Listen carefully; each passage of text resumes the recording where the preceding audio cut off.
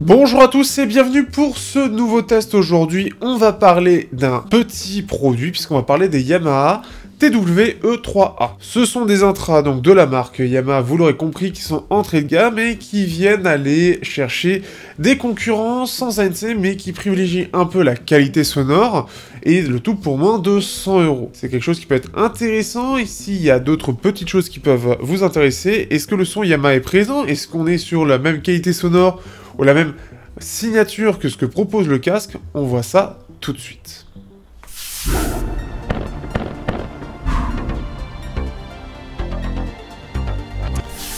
En termes de design, ces Yamaha ont un design qui est assez gros, assez sobre, très simpliste même, mais ce qui fait que, après, il faut aimer, parce que ça fait un peu comme une espèce de boule. Ils sont assez imposants quand même, et c'est un peu dommage, notamment pour ceux qui ont des petites oreilles, vous devrez pas mal les sentir, ce sera peut-être même désagréable, donc ça c'est une première chose, surtout quand on compare aux Jabra Elite 3 qui sont tout petits, très compacts, et en plus de ça vraiment très confortables, au point où on peut les oublier. Ici, quand même, on les sent vraiment, c'est vraiment très présent. J'ai un peu du mal avec la forme qui a été donnée. C'est un choix. Par contre, ce qui peut être plus positif, c'est que au-delà des embouts qui sont fournis avec la boîte, on a aussi des embouts en silicone pour le côté intérieur de l'intra, donc ce qui va se poser en fait autour de la canule, qui va faire en général le maintien dans l'oreille. Vous avez les classiques où c'est juste rond, et d'autres avec ailette pour que ça aille bien dans le creux de l'oreille et que ça se maintienne mieux, notamment par exemple pour les sportifs ou pour ceux sur lesquels il faut une ailette pour que ça tienne bien dans l'oreille. Donc c'est plutôt une bonne chose que ce soit présent. Néanmoins, je trouve quand même que le design aurait pu être un peu plus travaillé, surtout qu'on va le voir après au niveau des commandes, bah c'est pas tactile. Même si, du coup, en termes de design, c'est bien, ça se voit pas, bah le clic, il est pas terrible, enfin, c'est pas agréable. J'ai vu mieux, j'ai vu pire avec, à l'époque, les Creative Outlier Air, où vraiment c'était très désagréable parce que ça enfonçait l'intra dans l'oreille. Ici, c'est quand même, il faut appuyer un peu fort, pas terrible. Et justement, pas de partie ici, on fait assez court. Au niveau des commandes, donc vous avez tout ici. Pour le pairage, j'ai trouvé ça inutilement compliqué quand on veut pairer à d'autres choses. J'ai l'impression qu'ils ont voulu réinventer la roue. Donc j'ai pas trouvé ça terrible. Donc ce qui fait que c'est un peu le bémol que j'ai sur les commandes. Au-delà de ça, après, c'est des commandes classiques. Je vous mets tout ici.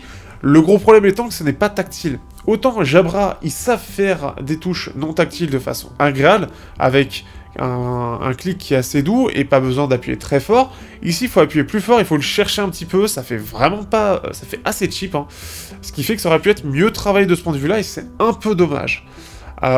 Donc, ce qui fait que je suis pas super emballé hein, par ces commandes. Pour l'autonomie, je vous la mets ici, à vous de vous faire votre propre avis, comme d'habitude, pour moi c'est théorique. Je ne teste pas l'autonomie, mais normalement elle est assez endurante de ce point de vue-là, donc ça devrait pas poser de problème. Et la qualité du Bluetooth soit le même, il n'y a pas de réel souci, j'ai pas eu de décrochage, c'était assez stable, donc plutôt cool de ce point de vue-là. Rien à dire, les codecs, on n'a pas de problème non plus avec, j'ai pas eu de problème avec les téléphones, ce qui fait que c'est bien en intégré, complet, il n'y a aucun problème dessus. Voilà, ça capte bien, tout simplement. Et justement, pour la qualité sonore, ici, on a donc une signature qui est assez différente de ce que proposent les casques. Là où sur les casques, on avait quelque chose de vraiment très basseux, avec une signature un peu en V qui pouvait faire plaisir, mais surtout une très grosse basse. Ici, la basse est un peu plus timide. Au contraire, on a un côté assez équilibré, avec une basse un peu présente, des médiums qui restent assez présents, et surtout, on a une remontée au niveau des aigus et tout le reste, ce qui fait que on a une signature un peu en V, mais plutôt du côté clair, et non pas du côté basse. Ce qui fait que je m'attendais pas forcément, je m'attendais à quelque chose de plus basseux comme pour les casques, ça peut étonner. Donc on a un son qui reste assez polyvalent, mais par exemple si on l'utilise sur du métal, on sent clairement que les guitares sont très en avant. Tout ce qui va être rap aussi, ça va être assez en avant, on n'a pas trop de sibilance, mais on a une excellente clarté, peut-être un peu trop clair, un peu trop d'aigu, ce qui fait que la basse peut manquer un peu de présence, et c'est là où même si l'application est présente, bah elle sert pas à grand chose, parce qu'à part le listening care et le timer pour savoir quand est-ce qu'il doit s'éteindre, il n'y a pas d'égalisation. Donc c'est un peu dommage et ça manque un peu de basse, ça manque un petit peu d'équilibre, c'est un peu trop clair par moment, et on a quand même quelques petites sibilances qui peuvent arriver. Après ça reste plutôt agréable, relativement technique. Pour le prix auquel c'est vendu, c'est correct. C'est un peu mieux que les casques ANC, on va en parler après, enfin les intra ANC vendus à peu près au même prix. Mais c'est très très proche des Jabra Elite 3, c'est très similaire. D'ailleurs, rapidement, hein, on sent que par rapport au Elite 3, les Elite 3 ont un meilleur équilibre. On a un petit peu moins de basses, par contre on a des aigus qui sont un peu plus en retrait, ce qui rend l'ensemble un peu plus doux.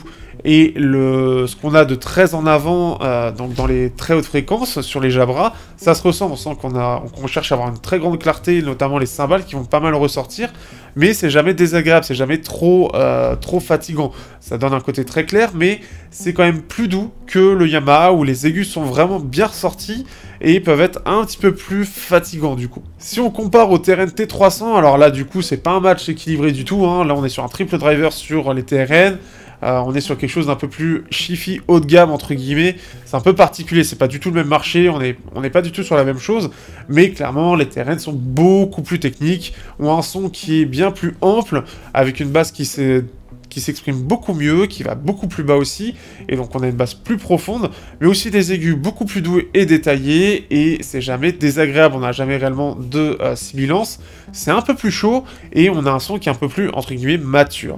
Mais là, on n'est clairement pas du tout sur les mêmes choses, mais on sent que cette différence technique se ressent très nettement. On a aussi les Sandpits T2, qui sont des intras ANC, justement, qui sont vendus un petit peu moins cher, et on sent que là, par contre, la différence technique se ressent très clairement. Le côté ANC est un petit peu intéressant du côté des Sandpits, ils sont quand même un peu plus confortables aussi.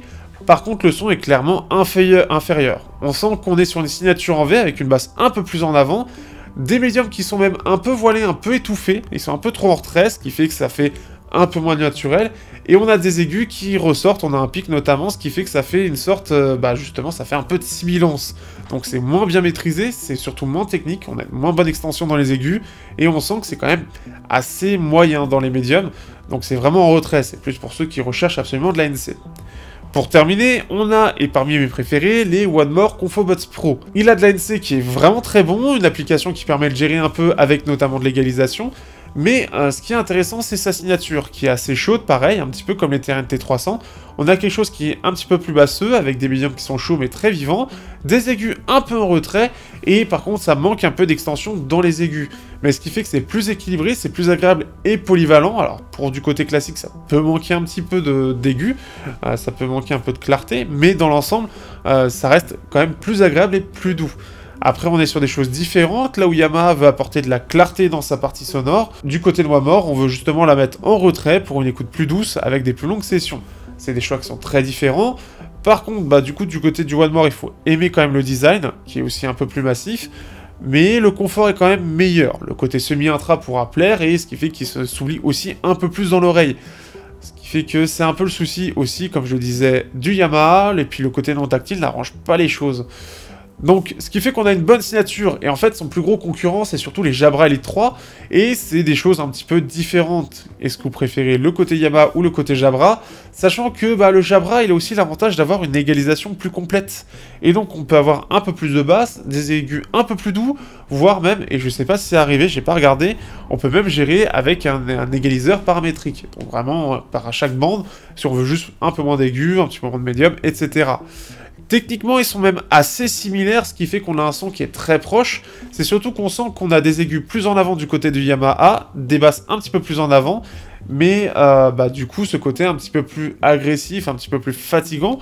Là où sur le Jabra, on a un petit peu moins de basses, notamment par un peu moins bas surtout, et on a des aigus qui sont plus en retrait, donc un peu plus doux, et ce qui fait que c'est moins fatigant pour les oreilles. On peut écouter au niveau des médiums et des basses un peu plus fort, et ce qui fait que c'est un peu plus agréable. Et le petit pic qu'ils ont mis dans les 10 kHz reste plutôt bien maîtrisé, ce qui fait que je préfère quand même les Jabra au Yamaha pour diverses raisons. L'application plus complète, le design beaucoup plus confortable, les touches non tactiles du coup, les touches physiques bien mieux maîtrisées, et le son qui reste globalement assez similaire, mais avec des aigus un peu plus en retrait pour avoir quelque chose d'un peu plus doux, notamment pour les longues sessions, on se fatiguera moins les oreilles, et c'est un peu plus polyvalent. Ça se ressent notamment sur du métal, on sent que les deux sont un peu limités. Par contre, on se retrouve avec quelque chose qui est plus doux, et des guitares qui sont un peu plus basseuses, on va dire, du côté du Jabra. J'espère en tout cas que vous aurez apprécié ce test. On se dit à bientôt pour de prochains tests. Il y a des choses très sympas qui arrivent, et amusez-vous bien. Et surtout, n'hésitez pas à liker, partager, commenter comme d'habitude, à vous abonner, c'est important, que ce soit sur Insta, que ce soit aussi sur le Discord, vous pouvez venir sur le Discord ou sur Twitter. Et voilà, et n'hésitez pas à demander des conseils si besoin.